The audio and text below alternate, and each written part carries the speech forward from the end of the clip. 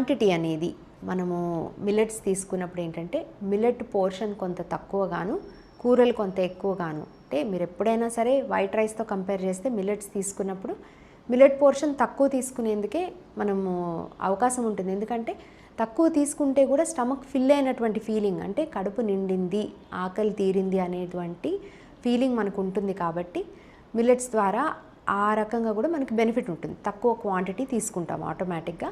So ఇది తక్కువ quantity తీసుకుంటే దానికి సరిపడా కూర కానీ పప్పు కానీ ఆకుకూరలు కానీ ఇట్లాంటివి తీసుకోవడం ద్వారా అడిషనల్ న్యూట్రియంట్స్ అనేవి కూడా మనకి చేరతాయి. కాబట్టి మిల్లెట్స్ తీసుకున్నప్పుడు మనకి బెనిఫిట్ ఉంటుంది. అయితే ఓన్లీ థింగ్ ఇక్కడ మనం ఖచ్చితంగా కన్సిడర్ చేయాల్సింది, మిల్లెట్స్ హెల్దీ అనేది అన్పాలిష్డ్ కానీ మినిమల్లీ పాలిష్డ్ మిల్లెట్స్ కానీ తీసుకున్నప్పుడు మాత్రమే.